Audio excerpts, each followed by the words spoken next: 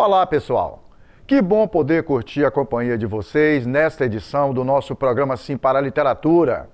Coloque um café bem quentinho na xícara, se acomode na poltrona e curta junto comigo.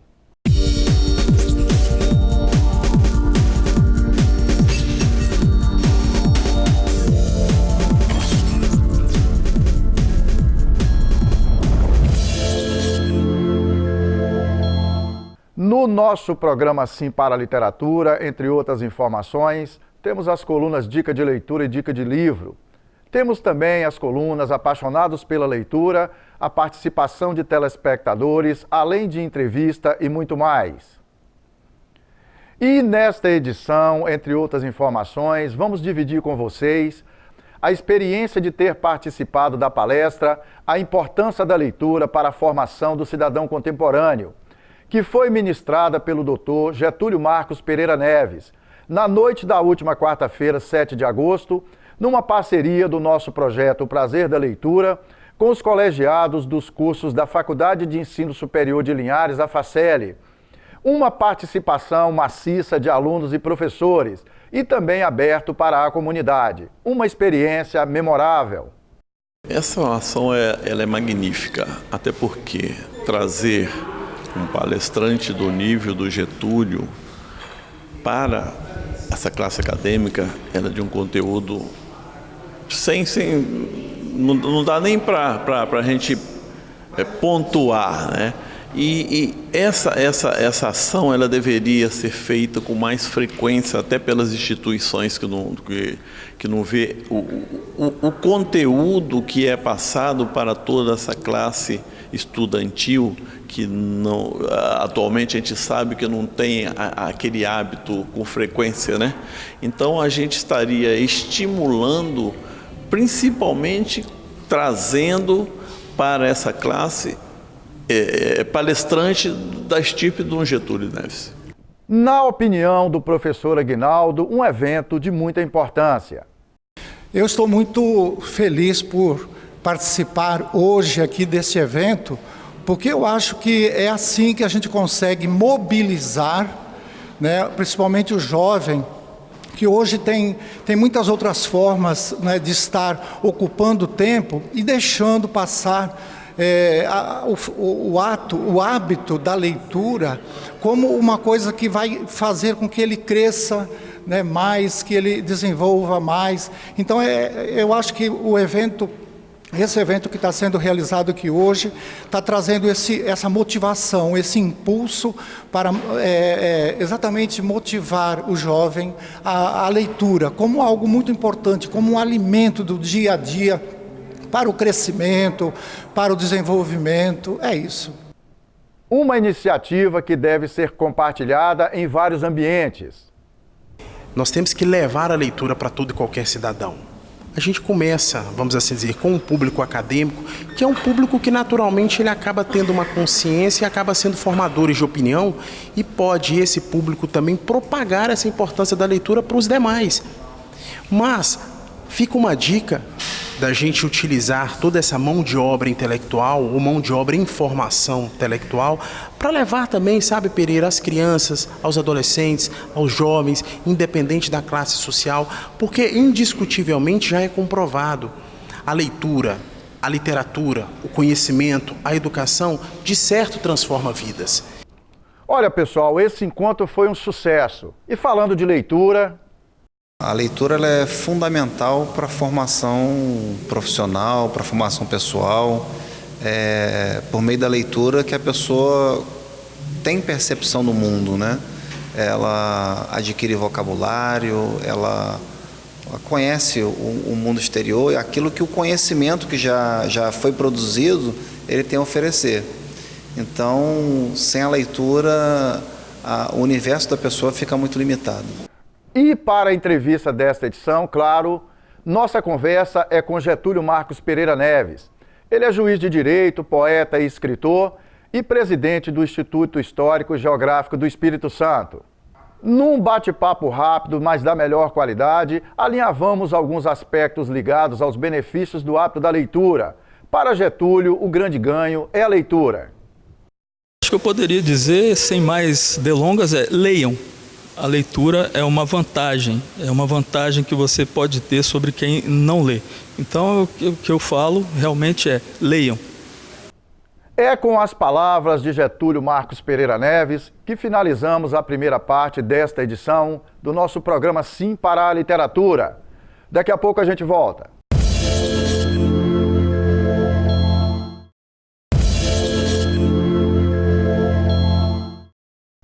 Estamos de volta com o nosso programa Sim para a Literatura e é muito bom continuar na sua companhia. E já que estamos falando de leitura e de livros, quero apresentar para vocês Memória Repartida, de autoria do nosso convidado e entrevistado desta edição, Getúlio Pereira Neves. Olha, pessoal, eu li e reli esse livro e posso dizer que vale muito a pena. Vamos para a nossa coluna Dica de Livro.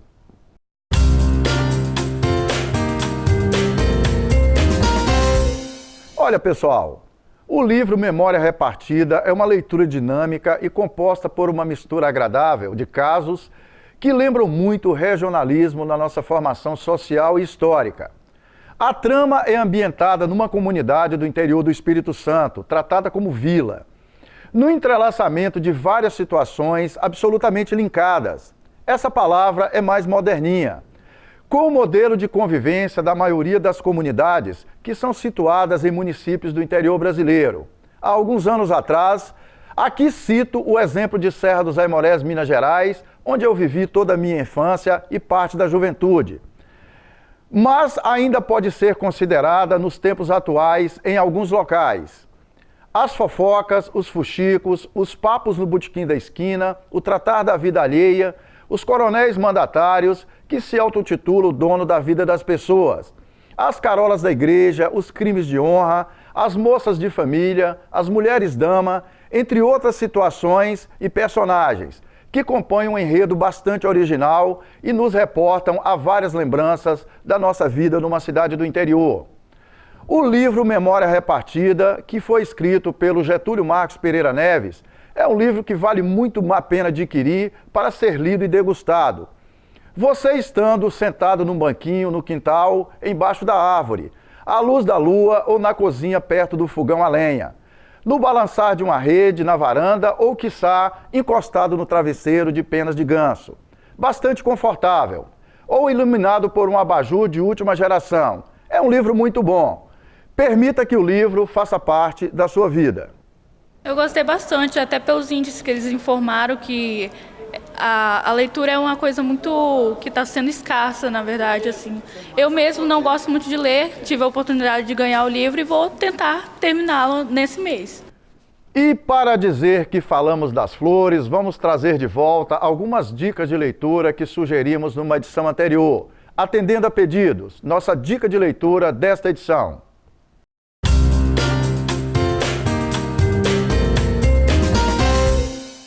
E então, pessoal, quero convidar vocês para compartilhar comigo a prazerosa experiência da leitura de livros. Adquirindo esse contato gostoso, eu tenho certeza de que vocês vão vivenciar experiências muito legais. Vamos então para a primeira dica. Leia textos, revistas e livros a respeito dos temas que você mais gosta. Isso para estimular você a ler mais depois. Diversifique as fontes de leitura para ampliar de forma gradativa seu repertório. E como a segunda dica, procure carregar livros ou revistas com você, para onde quer que vá. Aproveite o tempo livre para ler no intervalo do almoço, no consultório médico, na fila do banco e no ônibus. E em outros momentos em que sentir que não tem o que fazer. Já na nossa terceira dica, estabeleça um horário ou um dia da semana para ler. Assim, essa prática fará parte da sua rotina diária e semanal. Nesses momentos, deixe de lado o celular, não acesse as redes sociais e esqueça um pouco o mundo lá fora. É seu momento de abstração e de leitura. E na nossa quarta e última dica de livro, evite ler deitado na cama ou em outros locais de descanso, pois essa postura pode contribuir para que o sono venha. Procure locais confortáveis para o ato da leitura, mas que não provoquem excesso de relaxamento físico, pois pode ocasionar a presença do sono. E então, alguma dificuldade? Tenho certeza que vocês não terão, de que não é tão complicado assim. Procura relaxar, siga essas 4 dicas básicas e permita que o livro faça parte da sua vida. E vamos para a nossa coluna Participação de Telespectadores desta edição. Acompanhe junto comigo.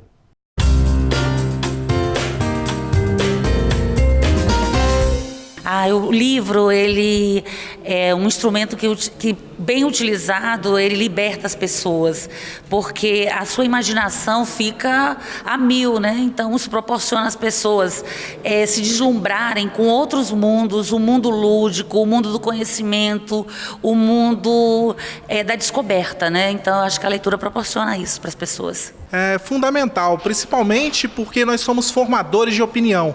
E pessoas formadoras de opinião têm uma característica de trazer para o seu entorno, para a sua coletividade, para o bairro, características que fomentam a leitura de toda aquela sociedade. Eu vejo como fundamental essa abordagem, principalmente porque aqui é o espaço em que os alunos precisam manter um contato maior com a cultura, com o conhecimento científico, e a leitura é o único caminho para que isso possa se tornar efetivo.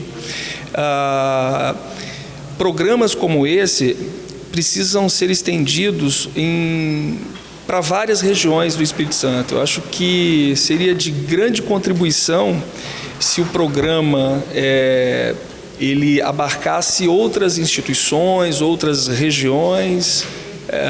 Creio que seria uma contribuição muito grande. A importância desse assunto é exatamente preparar todos aqueles que se engajam à literatura em qualquer setor da vida. Porque a literatura, ela prepara, né,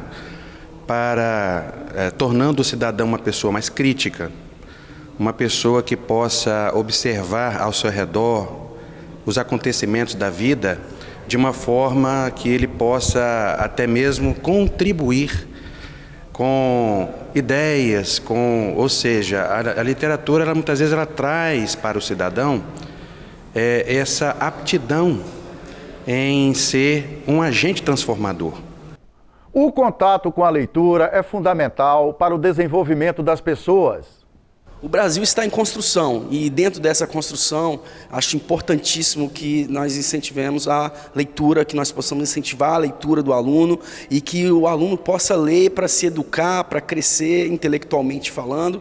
E eu tenho certeza que o movimento que temos feito junto à Faculdade Faceli e junto também ao programa, vejo que vocês têm feito também, Pereira, é muito importante para o crescimento do cidadão, a formação não só cultural, intelectual, mas também do cidadão de bem através da leitura. E é com essas afirmativas conjuntas que finalizamos a segunda parte desta edição do nosso programa Sim para a Literatura. Daqui a pouco a gente volta.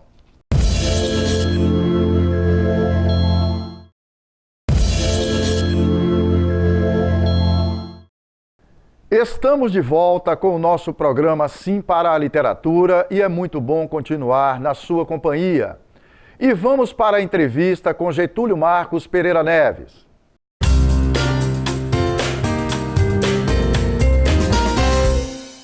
Obrigado, Pereira, pelo convite e pela recepção aqui em Linhares. Pois é, Getúlio. A gente vai falar um pouquinho, né, da importância do hábito da leitura, é um ambiente que você está muito conectado. Falar um pouquinho também da sua produção como escritor. Getúlio, quando a gente verifica, por exemplo, aluno do ensino superior, aluno do curso de Direito, Administração, Pedagogia e outros cursos, qual a importância do hábito da leitura, de livros de literatura para a formação dessas pessoas? A formação humanística ela tem que estar junto com a formação técnica profissional da pessoa. A literatura ela abre a cabeça da pessoa, ela te faz ver as coisas de uma maneira diferente, te colocar no lugar de outras pessoas, para que você possa desempenhar, inclusive, a sua função de uma maneira mais aperfeiçoada. Eu acho que a literatura ela deveria ser parte da formação de todo profissional. Getúlio, tem uma pesquisa, um trabalho que está sendo feito pela Sociedade Brasileira de Pediatria, até para a gente falar da questão da leitura desde o início da vida da pessoa. E eles se basearam em algumas pesquisas que foram feitas em algumas universidades do mundo inteiro, sobre os benefícios de você colocar o livro na vida da pessoa desde a infância, né? Colocar a literatura, claro que na criança, nas diversas fases da vida da criança. E essas pesquisas comprovam que a criança que lê, que depois vira o adolescente que lê, o adulto que lê, normalmente tem uma tendência a resolver as demandas do dia a dia, os problemas do dia a dia na base do diálogo e não da violência. Por que falar da violência? Porque a gente está vivendo um momento bastante singular no Brasil. Como é que você percebe essa questão? Eu penso que sim. Você lendo ou vendo outras histórias, outras pessoas, outras situações, você tem um cabedal maior de processos para poder tentar resolver problemas, para se relacionar. A leitura te ajuda nos relacionamentos. Na verdade, ela te dá uma bagagem para que você crie empatia, e você se coloque no lugar de outras pessoas e você assim consiga se relacionar de uma maneira melhor, menos agressiva e de uma maneira mais civilizada, vamos dizer assim. Eu acho que tem tudo a ver. O ex-ministro do Supremo Tribunal Federal, Aires Brito, eu assisti uma entrevista recente com ele, com o Pedro Conversa com o Bial, e ele faz um destaque sobre a questão da formação dele, humanística, principalmente quando ele utiliza nas decisões que tomava no Supremo e na sua carreira como advogado, né, e como ministro do Supremo e tal. E ele diz que o hábito da literatura, o contato com a poesia, que contribuiu muito para a formação humanística dele e para que essa formação humanística refletisse nas decisões dele no judiciário. Como é que é a sua percepção? Acho que sim. O ministro Aires Brito é um literato e ele usava assim citações, etc., de obras literárias. Eu já vi inclusive decisões dele nesse sentido. Eu acho que tem tudo a ver, como eu já falei. Você, através de literatura ou através de textos não técnicos, você tem um cabedal maior. Você tem formas de ver aquela situação que refogem do estritamente técnico. Eu acho que é uma ajuda, como eu já falei, que todo profissional deveria ter, especialmente o profissional do direito. Ajuda demais. Tem um projeto, Getúlio, que a própria Facel aqui, a faculdade aqui do município, eles estão iniciando um projeto sobre a questão da remissão de pena, que já é desenvolvido em alguns presídios no Brasil, particularmente no presídio de Vila Velha. Eu li alguma matéria sobre isso, que o preso que ele adquiriu o hábito da leitura e que ele mantendo esse hábito da leitura no presídio, ele passa a ter uma diminuição da pena. Você tem conhecimento dessa realidade? Como é que você percebe isso? Eu acho que sim. Me parece que isso iniciou-se no Rio Grande do Sul. Eu acho que já está sendo implantado aqui e eu acho muito bom. Ele lê o livro, ele faz um resumo, esse resumo é julgado ou é considerado bom, de fato ele leu e etc. E isso vai abater, vai servir para a remissão da pena dele, abatendo dias. Eu acho que é uma forma também louvável de você reinserir aquele reeducando na sociedade. Não só o trabalho que ele deveria desenvolver, conforme a lei de execução penal, mas também a leitura. É uma forma de reinserção muito válida e louvável.